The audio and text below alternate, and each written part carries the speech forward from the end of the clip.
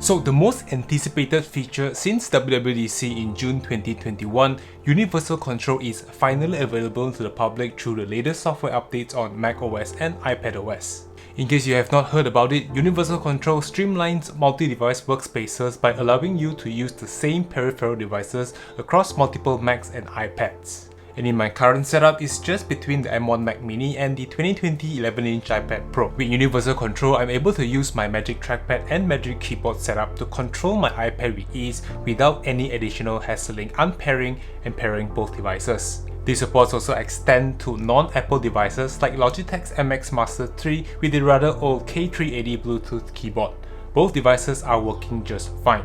Of course, you will need to set this up once, but after that you can simply drag your mouse across the screen into your second Apple device and you will have full access to the keyboard and mouse including gesture controls, which is insane. Hi, my name is Ken and welcome back to the channel where we talk about filmmaking, photography, gadgets related and tech. If any of this piques your interest, consider subscribing to the channel as you may learn a thing or two from these videos. So how does Universal Control works?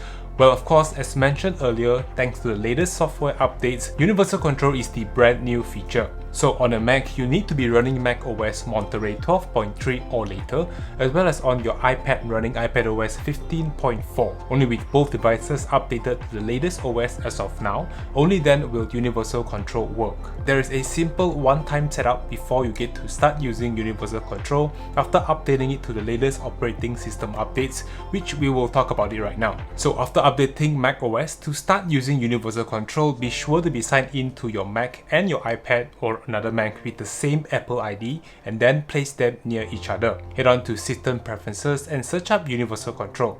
Once in, this pop-up should appear indicating that Universal Control is still in its beta phase of testing stage. Make sure all three boxes are ticked and hit done. At the bottom left corner that reads Add Display, click it and a drop-down menu should be a little different. You should be able to see two different types of display settings. The first one, link keyboard and mouse, where your iPad's name should appear right here. And the second category, mirror or extend whichever devices available near you. So the first category is the new setting to link your other Apple devices. So click link keyboard and mouse of your iPad. In my case, my iPad is named Candid. Shortly, another Windows will pop up indicating a slightly newer interface where you can see a mouse and keyboard icon with two displays, mainly from the Mac Mini as well as from the iPad's display. This screen right here is indicating that display arrangement for both of the displays. Of course, you can rearrange the display wherever you want it to be, as my iPad is normally placed at the bottom of my main display, so I will be virtually placing it at the bottom of my display as well.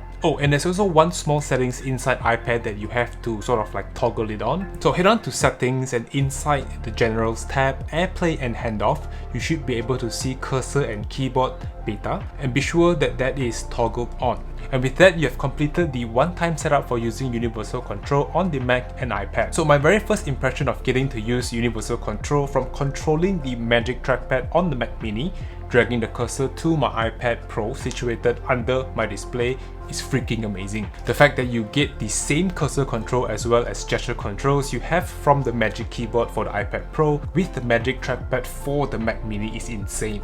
And what's more insane is the fact that you not only get cursor and gesture control support, you even get the Magic Keyboard to be usable directly on the iPad, which literally blew my mind. Apple's software implementation of an actual ecosystem is really starting to shine now that there is a software link between iPads and Mac devices. So now I can really utilize the Magic Keyboard on my iPad without unpairing and pairing the Magic Keyboard or trackpad.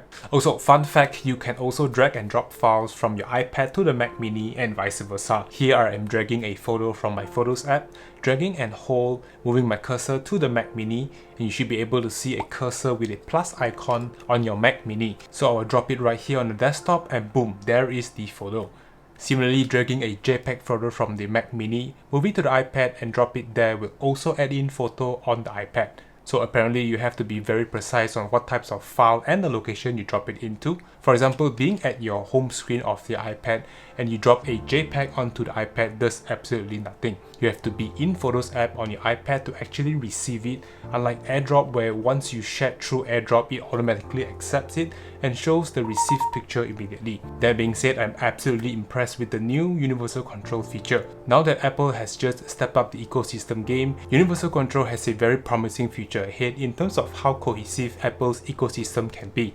Remember earlier we talked about taking full advantage of universal controls even without using Apple's peripherals devices. Here I'm using both Logitech's peripheral, mainly the MX Master 3 as well as the K380 keyboard, and everything works pretty fine. Of course, gesture controls are a bit clunky, but nonetheless you get to have a simple cursor and keyboard control for the iPad. That being said, I look forward to test out the full potential of universal control released to the public as of now and share with you all some tips and tricks in the future. So if you own a Mac or perhaps an iPad that supports the latest software updates, be sure to test it out and give it a go. Here is the list of compatible devices for Mac devices. It not only works on the new M1 Macs, but it also extends to Intel based Macs and a whole bunch of other iPads as well. So let me know in the comments down below what you guys think of universal control when you test it out for yourself.